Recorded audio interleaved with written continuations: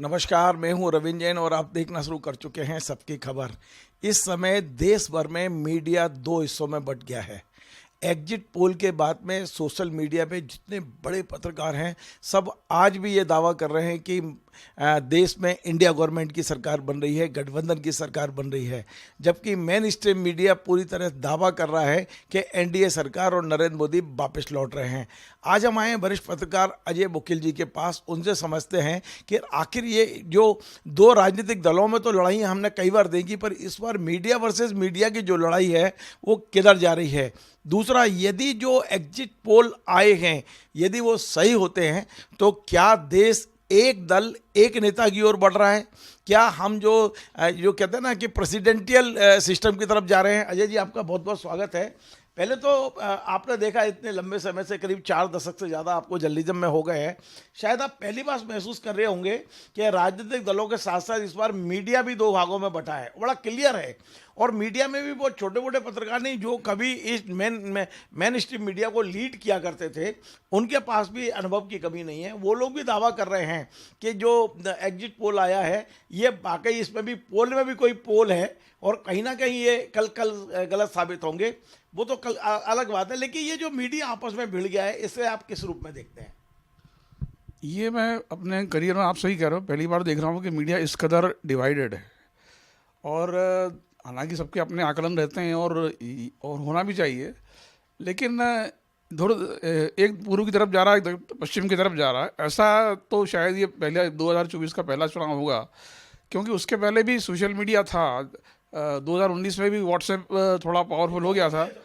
हाँ, 14 में था, लेकिन 14 में तो इतना पावरफुल नहीं था वो, लेकिन 19 तक आते आते सोशल मीडिया ने अपनी एक जगह बना ली थी और उसमें भी व्हाट्सएप ज़्यादा पावरफुल था। लेकिन अभी जो चूँकि यूट्यूब का ज़माना आ गया है, तो यूट्यूब के अंदर जिस तरह से दावे किए जा रहे हैं और इसका आधार क्या है ये तो कोई नहीं जानता, क्योंकि सर्वे एजेंसियाँ जो प्रोफेशनल सर्वे एजेंसियाँ होती हैं उनका अपना सिस्टम होता है और वो अपने ढंग से चीज़ों को सर्वे करके डाटा कलेक्ट करती है, उसका एनालिसिस करती हैं और हमको बताती हैं कि इतनी सीटें इसको मिल सकती हैं। वोट परसेंटेज ही बताते हैं वो, किसको कितना जा सकता है। इवन जातियों का भी या कुछ चैनल चला रहे हैं कि इसको इतना जा सकता है उतना, तो उनका एक अपना सिस्टम है। अब वो सही होता है गलत होता है ये अलग मुद्दा है। लेकिन यूट्यूब पर जिस तरह से दावे किए जा रहे हैं कि साहब उनको तो इतनी मिल रही है, उनको इतनी मिल रही है, तो इसका कोई आधार समझ में नहीं आता है कि अगर ये क्या मेरी मर्जी वाला हिसाब है कि मुझे इसको जिताना है इसलिए मैं इसको सीट दे दूंगा, या मुझे इसको हराना है इसलिए इसको उसकी सीट दे दूंगा। तो ये इस तरह की जो लड़ाई है। और एक बड़े चैनल के एक पत्रकार ने अभी तीन चार दिन पहले मैं देख रहा था, उन्होंने कहा कि ये चुनाव एनडीए और इंडिया गठबंधन के बीच तो है ही है, ये social media versus main stream media का भी है और इसमें कौन जीतता है ये 2-4 जून को तय होता है होगा। तो ये भी एक समांतर लड़ाई चल रही है। और इसके मूल में दरअसल मैं अब इसके पीछे कारण की अगर हम बात करेंगे कि भाई ऐसा क्यों है, मुझे जो समझ में आ रहा है वो इसके पीछे असल में बात आ रही है। आपको ज़्यादा ज़्यादा व्यूज़ और क्लिक्स चाहिए तो आप कुछ भी जब असली रिजल्ट नहीं आ जाते हैं तब तक कुछ भी चला सकते हो, आप किसी की भी सरकार बनवा सकते हो। तो ये खेल चल रहा है और लोग देख भी रहे हैं। मतलब ये टीआरपी का खेल है, निश्चित रूप से टीआरपी, क्लिक्स कह लो, यूज कह लो, जो भी आप कह लो उसको, कि आखिर जब तक बिल्ली थैले से बाहर नहीं आ जाती है तब तक तो आप उसमें कुछ भी देख सकते हो ना, इसके अंदर क्या है। अच्छा जी, एक बहुत महत्वपूर्ण सवाल है जो मैंने पहले भी पूछा और आज मैं पूछ रहा हूं कि यदि जो एग्जिट पोल आए हैं, जो संकेत आए, क्योंकि इस बार तो एग्जिट पोल लगभग सब एक तरफा है, एक भी एग्जिट पोल नहीं है जो इंडिया गठबंधन की सरकार बनने की संभावना भी जता रहा हो, बनाना तो बहुत दूर की बात है। यदि ये एग्जिट पोल सही होते हैं, कल रिजल्ट में बदलते हैं, तो आपको नहीं लगता कि हमारा जो देश है वो कहीं ना कहीं एक पार्टी और एक नेता की ओर आगे बढ़ गया है? निश्चित रूप से अगर ये एग्जैक्ट पोल में बदलते हैं तो जो आप कह रहे हो ये खतरा तो है निश्चित रूप से, क्योंकि आगे चल कर के मोदी अगर तीसरी बार प्रधानमंत्री बनते हैं तो उनकी कार्यशैली क्या होगी, ये सबसे बड़ा सवाल है। और कई लोगों को इसको लेकर आशंकाएं भी हैं, खासकर विपक्षी दलों में और बहुत से जो मोदी विरोधियों में भी खास करके है कि आखिर वो देश को किस तरीके से चलाएंगे। क्या वो एक व्यक्ति का शासन होगा, भले ही कहने को पार्टी होगी और संसद होगी, मगर सब अपनी जगह तो है, लेकिन मूलतः इस सारे तंत्र को नियंत्रित कौन करेगा? या वो अब अभी तक जो संसद नियंत्रित करती थी अब व्यक्ति नियंत्रित करेंगे? नहीं, एकदम तो नहीं होगा ऐसा, लेकिन फिर भी यह है कि उसकी भूमिका बहुत महत्वपूर्ण होगी, वो केंद्रीय भूमिका में भी हो सकता है। तो सवाल ये कि क्या सिस्टम को एक व्यक्ति चलाएगा या एक व्यक्ति की सोच चलाएगी, एक व्यक्ति का एक दृष्टिकोण चलाएगा, या फिर जैसे लोकतंत्र में होना चाहिए कि सबकी सहभागिता हो या सबके समन्वय से चीज चलेंगी कि नहीं चलेंगी, ये बड़ा सवाल है। हालांकि अभी एकदम कहना मुश्किल है कि मोदी किस तरह से काम करेंगे, कोई भविष्यवाणी नहीं की जा सकती है, लेकिन ऐसी आशंका कई लोगों के मन में है। लेकिन इससे भी बड़ी बात जो है वो कैसे चलाएंगे वो तो अलग मुद्दा है।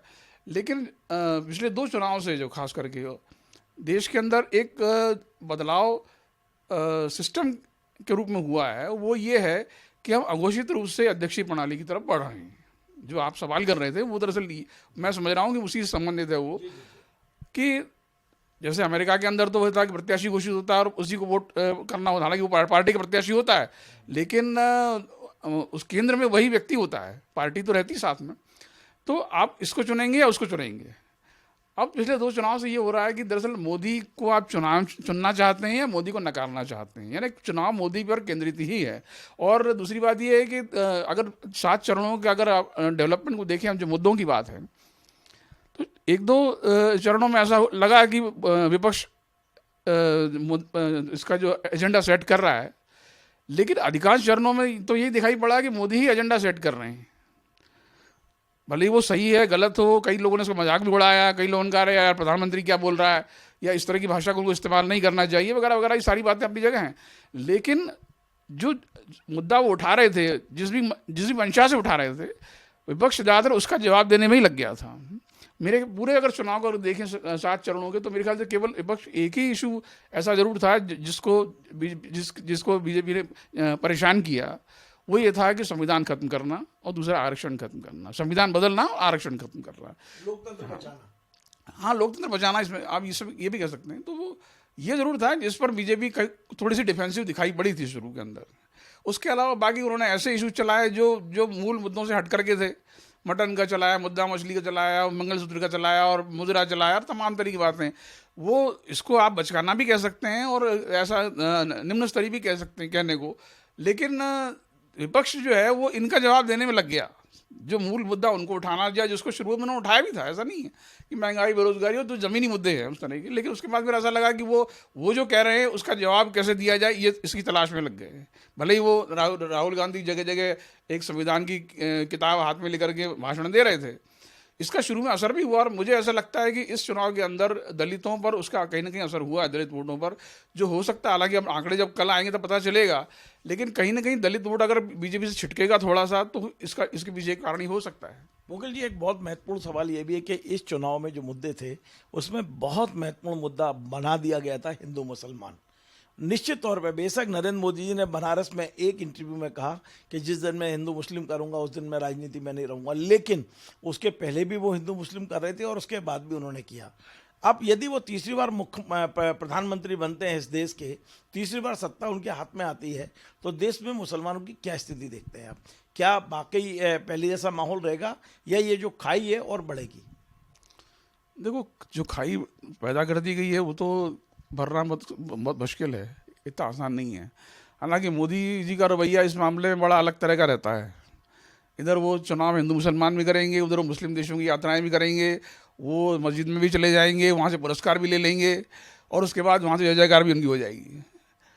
और इस मामले हम थोड़ा सा चीन को देखें, थोड़ा सा चीन के अंदर आपने शायद पढ़ा होगा कि उन्होंने आखिरी मस्जिद भी वहाँ भी शिंजियांग की ढहा दी है। करीब 200 मस्जिदें गिरा चुके हैं वो, और कोई मुस्लिम देश छू तक नहीं कर रहा। यहाँ तो अगर एक छोटी मोटी घटना भी हो जाती है तो तत्काल वहाँ से रिएक्शन आना शुरू हो जाते हैं, IOC का बयान आ जाता है। लेकिन 200 मस्जिदें, बड़ी सुंदर मस्जिदें गिरा दी गई हैं और उसकी जगह उन्होंने चाइनीज़ ढंग का नया ढांचा बना दिया है उसका। और सिर्फ उसका तर्क क्या दिया जा रहा है कि साहब वो चीनी संस्कृति के अनुसार ही मुसलमानों को वहाँ रहना पड़ेगा। अब ये तो ये है कि जिसकी लाठी उसकी भैंस वाली स्थिति है। 57 मुस्लिम देशों में से एक भी नहीं बोल रहा इस मामले में। उन उइगर मुसलमानों की बेचारे की स्थिति ऐसी है कि उनके पक्ष में कोई बोलता ही नहीं है। मतलब ये तो भारत में स्थिति बहुत अच्छी है मुसलमानों की, आज भी मोदी के 10 साल रहने के बाद भी। निश्चित रूप से भाई, अगर यूं देखा जाए तो ठीक है, चुनावी माहौल की बात छोड़ दीजिए आप कि आरोप प्रत्यारोप चल रहे हैं और वो तो वोट की राजनीति है। वोट की राजनीति है। लेकिन ऐसा कोई बड़ा उदाहरण आप बताइए कि ऐसा कोई बहुत बड़ा हाहाकार मच गया हो या उन्होंने ऐसा कुछ मुसलमानों कर दिया। बल्कि ये था कि अभी तो बीच में तो पसमानदा मुसलमानों को बीजेपी पटाने में लगी थी। अब इस चुनाव के अंदर उसका कोई असर दिखता है कि नहीं दिखता, पसमानदा मुसलमान बीजेपी की तरफ आते हैं नहीं आते हैं, या फिर बात की जो डेवलपमेंट हुए हैं चुनाव के उसके बाद वो छिटक जाते हैं फिर से बीजेपी से, अब ये तो नतीजों में पता चलेगा।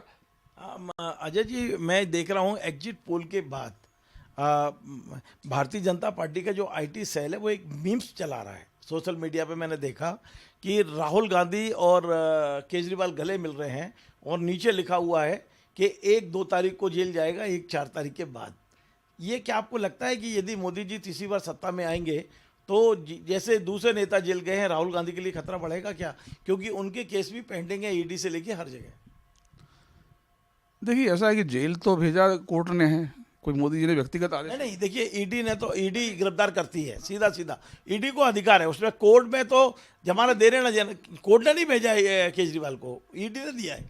हाँ तो ईडी जांच करेगी, और अगर ऐसे मामले हुए इसमें साबित हुआ कि वो जेल, तो फिर तो जा सकते हैं, उसमें तो कोई संभव इनकार नहीं कर सकता। आखिर वो एक प्रक्रिया है, न्यायिक प्रक्रिया या कानूनी प्रक्रिया है वाली उसके। लेकिन फिर देखिए, किसे गिरफ्तार करना है, किसे नहीं करना है, किसे क्लीन चिट देना है, ये तो सत्ता में बैठे लोग ही तय कर रहे हैं आजकल। जैसा आप देख रहे हैं, हमेशा देख रहे हैं, जिनने बीजेपी ज्वाइन कर ली है वो सांसद बन जाते हैं, मंत्री बन जाते हैं, वो मुख्यमंत्री तक बन जाते हैं, और उनके तमाम सारे केस जो आरोप हैं वो कहीं ना कहीं किनारे पर रख दिए जाते हैं। इसको लेके मुझे एक चीज़ और लगती है, भाई ये बात आपका कहना सही है कि जो बीजेपी में आ रहा है, बीजेपी से जुड़ रहा है, तो वो निर्दोष सिद्ध हो जाता है और उसके जेल जाने की संभावना खत्म हो जाती हैं। ये तो हमने अभी कई मामलों में देखा। अभी अजीत पवार के सारे केस खत्म हो गए, उधर प्रफुल्ल पटेल को क्लीन चिट मिल गई। तो इस तरह से जो है वो ये तो हो रहा है, और ये इसका संदेश बहुत साफ है कि आप बीजेपी के साथ में आइए और अपने जो है पुराने पापों में पर्दा डाल दीजिए या फिर सफाया कर दीजिए। लेकिन अभी इसमें एक चीज़ और भी है कि क्या उसका राजनीतिक लाभ मिलता है कि नहीं मिलता है, इस पर भी काफ़ी कुछ निर्भर करता है। ये केजरीवाल वाले मामले में बात मैं कहना चाहूँगा कि केजरीवाल जब तक अंदर थे तब तक उनको एक अघोषित रूप से सहानुभूति का फ़ायदा मिल रहा था। जब वो बाहर आए और उसके बाद उन्होंने अपनी उसी शैली के अंदर बोलना शुरू किया, और कुछ बड़बोलापन भी उसमें था और बहुत सारी बातें थी, वो मोदी की आलोचना और बीजेपी की आलोचना, तो बाद में ऐसा लगा कि जो लाभ उनको अंदर रहते मिल सकता था या मिल रहा था, वो बाहर आने के बाद वो बहुत कम हो गया। और हो सकता है उनको शायद पछतावा भी, यार अगर 1 महीना और अंदर रह जाता तो हो सकता है कि दिल्ली में ज़्यादा सीटें जीत जाते वो, ये भी हो सकता है।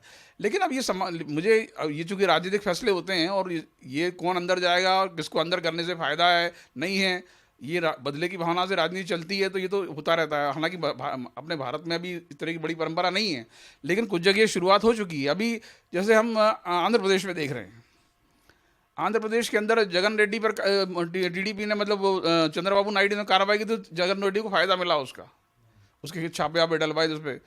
अब जगन रेड्डी ने जब चंद्रबाबू नायडू को अंदर कर दिया, तो ऐसा लग रहा है जो एग्जिट पोल बता रहे हैं, अगर वो सही निकलता है तो इसका मतलब ये है कि उनको अंदर करने का फायदा टीडीपी को मिल रहा है। तो सवाल ये है कि अगर आप किसी को अंदर नेता को कर भी रहे हैं, तो आप ये भी तो देखेंगे कि उसका राजनीतिक असर क्या होगा। मैं नहीं समझता कि कोई इतना मूर्ख होता होगा कि अगर उसके जो दुष्परिणामों को भी अनदेखा करके और इस हद तक जाके कार्रवाई करेगा। एक और महत्वपूर्ण सवाल ये है कि आज जब मैं 3 तारीख को दोपहर में आपसे बात कर रहा हूँ, इस समय सबसे ज़्यादा बाहर जो है वो शेयर मार्केट में दिखाई दे रही है। लगभग 2200 से ज़्यादा अंक इस समय शेयर बाजार चढ़ चुका है, और बड़े बड़े उद्योगपतियों की संपत्ति में 15% तक की मतलब बढ़ोतरी हुई है। खासकर जो अडानी के शेयर हैं वो काफ़ी तेज़ी से आगे बढ़ रहे हैं, अंबानी के शेयर थोड़ा पीछे हैं, लेकिन वो भी बढ़ोतरी पे हैं। इसे किस रूप में देख रहे हैं आप? क्या कल यदि मान लीजिए सीटें कम होती हैं या कोई खतरा आता है तो क्या बाजार एकदम गिरेगा, लाखों करोड़ लोगों के डूब जाएंगे, लाखों करोड़ रुपए लोगों के डूब जाएंगे? आप किस रूप में देखते हैं कि ये जो बाजार है ये बना रहेगा या कल क्रैश होगा? अब देखिए, ये तो ऐसा है कि कल नतीजों के अपने ट्रेंड जब आना शुरू हो जाएंगे, और लगभग मेरे ख्याल से 12-2 बजे तक तो काफ़ी कुछ सीधी स्पष्ट हो कल ठीक इस समय तक कुछ हाँ, अंदाज लग जाएगा किसकी सरकार बन रही है। सीटें कितनी आती हैं वो तो रात तक पता चलेगा कितनी आती हैं टोटल, लेकिन मोटे तौर पे रुझान किस तरफ है सरकार बनने का, ये जनता ने जनादेश किसके पक्ष में दिया है, ये तो अंदाज 2 बजे तक लग जाएगा अपने को, और मार्केट उस हिसाब से ऊपर नीचे होगा। मुझे प्रशांत किशोर का एक इंटरव्यू याद आ रहा है अभी, जो उन्होंने 10 दिन पहले दिया था। उन्होंने कहा था कि अगर बीजेपी की सीटें कम हुई तो बाजार क्रैश होगा। हालांकि उन्होंने ये भी कहा था कि 270 से बीजेपी नीचे नहीं जा रही है, लेकिन अगर इससे नीचे जाती है या 250 के आसपास रह जाती है तो मार्केट क्रैश होगा। उसका कारण ये है कि यहाँ केवल बाजार का मोदी जी से लगाओ उससे इतना तात्पर्य नहीं है। मूलतः ये है कि अर्थव्यवस्था की गारंटी जो है, एक तरह का एश्योरेंस जो है कि हमारी अर्थव्यवस्था ठीक दिशा में जा रही है, इसको और सवाल उठेगा। क्योंकि जो सरकार उसके बदले में बनेगी, अगर मान लो हो सकता है थोड़ी देर के लिए कि एनडीए हार जाती है या मतलब 272 से कम रह जाती है, तो फिर सवाल है कि सत्ता में कौन आएगा। तो जो इंडिया जो गठबंधन है वो तो कई पार्टियों से बना हुआ एक, जिसमें कोई बड़ी पार्टी मजबूत पार्टी नहीं है उसके अंदर। अगर कांग्रेस ने बहुत अच्छा प्रदर्शन भी किया है, अगर हम मान के चलें, जो कि हालांकि एग्जिट पोल तो बता नहीं रहे हैं, लेकिन फिर भी हम मान लो कि 100 से 200 सीट कांग्रेस जीत जाती है, अगर जीत जाती है तो भी कांग्रेस इतनी मजबूत स्थिति में नहीं होगी कि वो एक गठबंधन की सरकार को उस ढंग से चला सके। तो बाजार का विश्वास घटेगा, मूल मुद्दा ये है। एक आखिरी सवाल मेरा है, और वो आपके अनुभव के आधार पर मैं अपने दर्शकों का ज्ञान बढ़ाना चाहता हूं कि अरविंद केजरीवाल ने जेल से आने के बाद जो पहली प्रेस कॉन्फ्रेंस की थी, उसमें उन्होंने कहा था कि अगले साल सितंबर में मोदी जी 75 साल के पूरे हो जाएंगे और सत्ता अमित शाह जी को सौंप देंगे। वो दरअसल ये जो चुनाव है वो अमित शाह के लिए है। ये उनकी बात में कुछ दम दिख रही है क्या आपको? क्योंकि निश्चित तौर पर 17 सितंबर अगले साल मोदी जी 75 वर्ष के पूरे हो रहे हैं, और उन्होंने खुद ही ये सिद्धांत बनाया था अपनी पार्टी के नेताओं के लिए कि 75 के बाद वो परामर्श मंडल में भेजे गए थे। आपको क्या लगता है कि मोदी जी पूरा 5 साल करेंगे या बीच में अपनी पार्टी के किसी विस्पष्ट व्यक्ति को सत्ता सौंपेंगे? हो सकता है वो राष्ट्रपति के पद की ओर तरफ जाएं या ना भी जाएं, रिटायरमेंट भी ले सकते हैं। आप क्या सोचते हैं इस बारे में?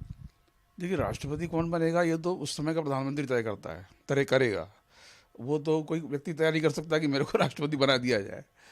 लेकिन हाँ, जो 75 बार वाला जो मुद्दा है, तो मुझे लगता है कि अगर ये, हालांकि ये कोई लिखित नियम नहीं है, पहली बात तो ये है, एक अलिखित नियम था, ये एक व्यवस्था थी कि जिसको शायद उन्होंने अपने समकालीनों को किनारे लगाने के लिए इसको इजाद किया था इसको।